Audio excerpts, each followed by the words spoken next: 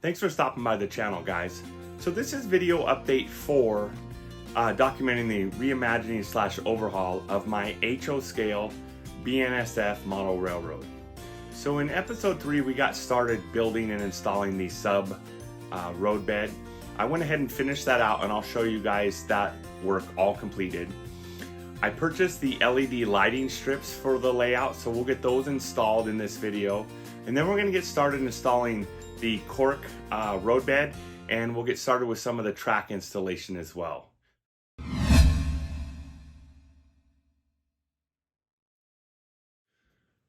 Okay guys, so just a quick tour. This is where we finished off in the last video. This is that little yard area at Wistrom, the 24-inch radius, the big sweeping corner. We got that installed.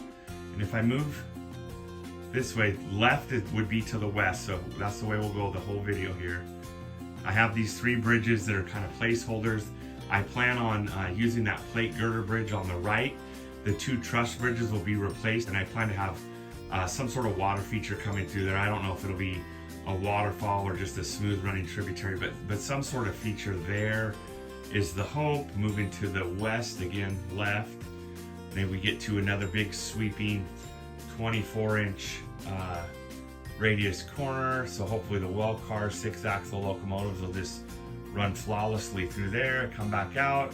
I'm going to have another plate girder bridge about the middle of this wall here that will span a crevasse between 2 rock outcroppings. We keep moving to the west. There'll be a tunnel back here in this corner, again a 24-inch radius corner, big sweeping corner. Then we get to the doorway coming into my train room. I think I'm going to use a lift out section there, and I have an idea for that I'll talk about a little bit later in the video. But that brings us back over to where we were at the last video. So once I finished up the sub roadbed construction, my thoughts turned to lighting. So I have one strip that runs 3/4 of the way along this wall and 3/4 of the way along this wall. I have another strip that I used over here, but I decided just to pull those out, order a new set of lighting. 40 feet is what I need, so I got on Amazon, I ordered it up, 40 feet of LED lighting, pretty easy. This is dimmable, so that'll be pretty neat for doing pictures and videos and stuff in the future.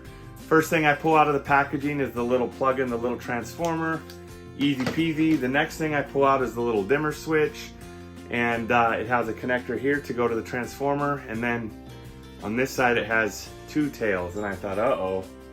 So I kept digging in the box, and I've got 40 feet of LED lights. My plan was to start on one side of the door. I have an outlet over by the door, and just work all the way around 40 feet. I think it's 38 feet. I'm not going to be able to do that now. So what I did is I just measured from either side of the door around the layout, and then I found the center point. It's right here. And so this is where the control module will have to be here, the dimmer switch. And then I'll just take off in either direction with the 40 feet of lighting. That's on me. I need to read the fine print a little bit better. But I did get this lighting for under 20 bucks on Amazon, so it wasn't super expensive. It'll just be 1 unit instead of before I had 2 LED units to run the layout. So this is gonna actually work out okay. In video 2 of this build series, when we built the bench work, we drilled holes for all of the lighting. So the install should be pretty easy. I'm just gonna find my glue gun and get it plugged in. I'll put it on an extension cord so I can reach all the way around the room, and we'll get this lighting installed. So this stuff has an adhesive back, so you just pull the liner off, and like on these shelves here, I can just stick it to there, and then I can pull it through my my bench work back here. I'll pull this the adhesive, you know, that plastic that keeps the adhesive from sticking to everything else. I'll pull that off, but then I can just keep running my lighting. All right guys, so here's that lighting. You see I got it installed all the way around. I'm just gonna keep spinning to the left here,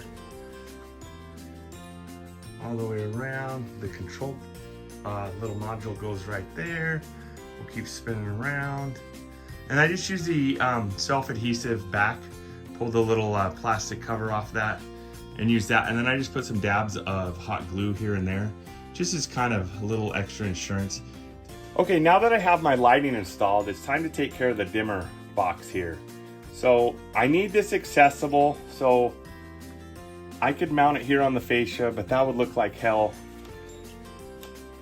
I'm probably gonna mount it up here like this. It needs to be accessible so that if I wanna dim the lights for videos or for photos or something like that, I can do that. But for the most part, they're gonna be running wide open.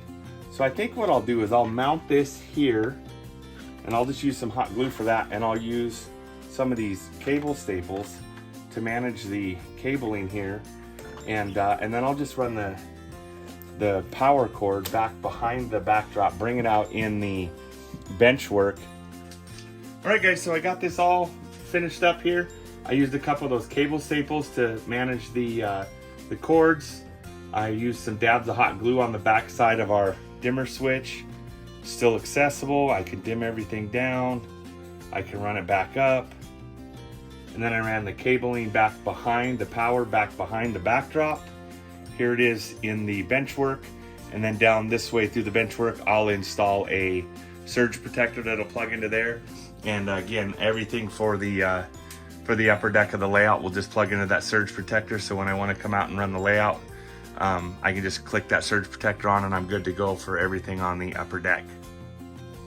All right, so we're gonna start installing the cork road bed, and this is just some cork road bed from Midwest Products. I bought 2 boxes of this the last time I overhauled the layout, and this one here, I think there's 25 in a box, and I think there's 18 of them in here. So this should be more than enough to do the upper deck of the layout.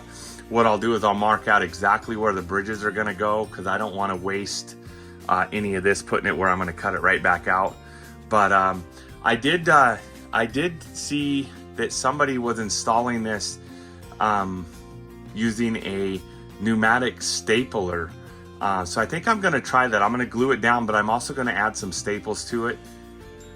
So I glued all of the cork road bed down, and then I used the pneumatic stapler to just hold it in place, and it made this task pretty simple. I think I got it all down in about 35-40 minutes.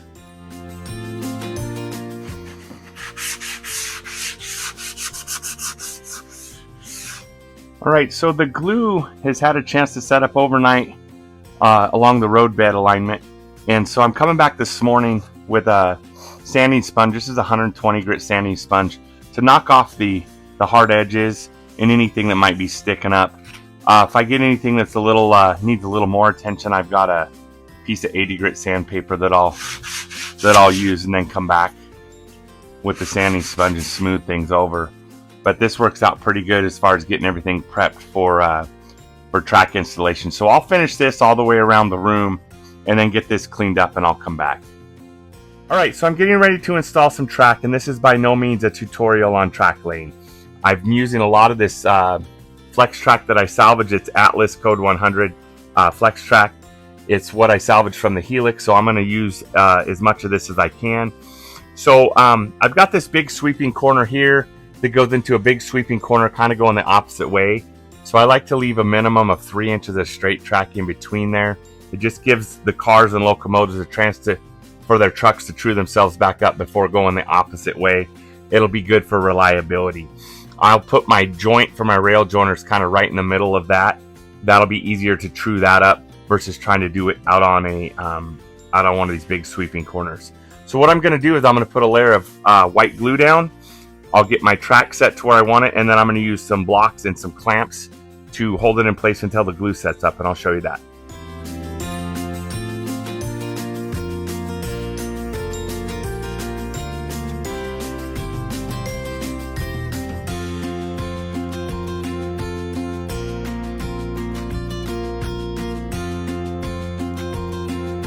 Okay, so I've got this section of track down. I'm able to work about 4.5 feet of track at a time. I've just used some little blocks that I made out of some of that leftover OSB that I used for the sub road bed. Gives me a little bit more even pressure when I clamp it down versus just clamping right to the track. You'll notice that I ran the track a little wild at both ends. I can come back with my Dremel and trim that off exactly where I want it. And so I have this section I'm working. I have another section on the other side of the layout that I'm working. And what I'll do is I'll let this set up, and then I'll just jump ahead and I'll work my way around the room, and then I'll come back once we get over to the Wistrom yard, and I'll show you how I do my turnouts.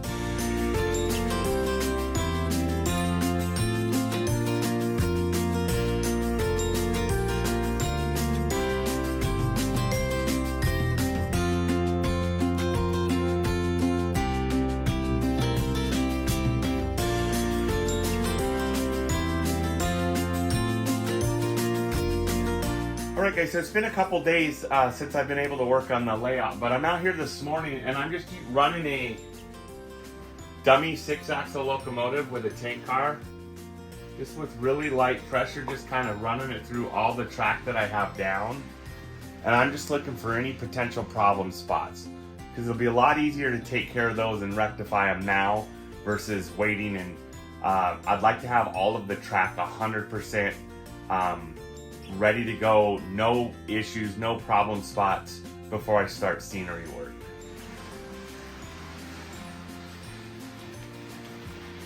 Okay, so you can see I've got the turnout installed that comes into the little yard area for the passing siding.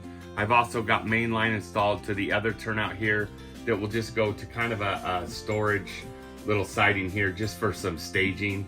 But what I'm going to work on right now, I'm going to turn the camera just a little bit, is getting the track for the passing siding and the main line installed down to this switch here, and then I'll also install this track here for this siding. But the only section of track that will leave me left to install, I'm going to spin again and zoom in just a little bit, will be down here at this corner just outside the passing siding. This is all that'll be left to install, so I'll get that as well. Alright, so the first thing I'm going to do is this long piece of track here for the siding. I've got 2 new pieces of flex track, and what I've done is I've identified the track that moves. I'm going to put that to the outside on the siding. It's going to be a little bit longer, so that'll give me a little more flexibility. So I've taken one of the ties off of each end here. I'm going to put some rail joiners on there. I'm going to solder this joint together, and then I will make my connections down at the turnout that we installed earlier in the video. And then I'll just run it long down here. Then I'll run the main line, I'll run it long. I'll get this track laid in here, mocked up with the switch. I'll know exactly where to cut them. I'll use my Dremel to cut them, and then I'll make these connections. I'll do all that on time lapse.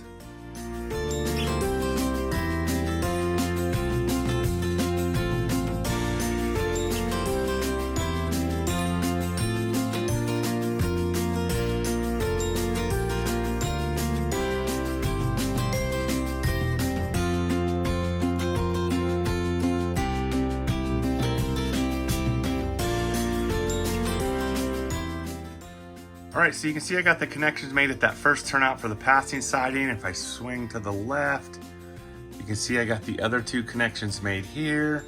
And I've got everything ran long down to that end. So what I'm going to do is I'm going to use some of these T-pins, and I'll get the track, the main line, and the siding, passing siding, staked down along the alignment I want. And then what I'll do is I'll work to get this fit up to where I can mark the main line and this passing siding, the flex track we just installed, so I can cut it and then ultimately end up making these connections here. Okay, so we've got our track installed for the passing siding, the main line, and this staging little turnout here in our little yard area. And got all the joints soldered up, everything's fit. We'll glue it down. We'll use the same technique. We'll use the blocks and the clamps. On these bigger areas, what I'll do is I'll just put glue, and I'll put some just heavy weights on here just to hold it down. But down here where I can get clamps and blocks and along the front, I'll try to do that. Anyhow, that leaves just this last radius here to get down as far as the main line. I still do have to do the lift out section, but this will be the last area here that I can work on right now. And I'll run it a little long as well, and then I'll come back. So here you can see I got the wood clamps and blocks on here. I used a hammer as a way to hold some of that track down where I couldn't get a clamp. But you can see I got this all installed clear down here through the corner. I've got clamps and those little wood spacers to kind of hold everything down till that glue sets up. The last thing I wanted to share with you guys before I close this one out is I got the bridges that I'd like to put in here mocked up. My cornerstone kit showed up for the single track truss bridge, and I was able to get that put together. I hit it with just a coat of flat black right now. But I think ultimately what I'll do is I'm gonna flip-flop these and put this plate girder bridge down at that end and then slide this one down this way. So I'm gonna have to do some work to the bench work here, but we'll cover that in the next video. But it's coming along. I've got this mocked up. I'm pretty excited about that. This is gonna be a pretty neat scene when you walk into my train room. The door's kind of right on the other side. So this will be one of the first things that you see. So that'll be pretty cool. But anyhow, guys, we got most of the track down. The only thing I have left is there's a little section here that I gotta do, and then I've got to sort out the lift out section. And I'll do that in the next video, and we'll try to get power to the track and see if we can't get some trains running in the next video. But hit that like button if you're enjoying this series. Hit that subscribe button if you'd like to follow along as we continue work on the reimagining of the BNSF HO scale layout of mine. And happy railroading, guys. Thanks for watching.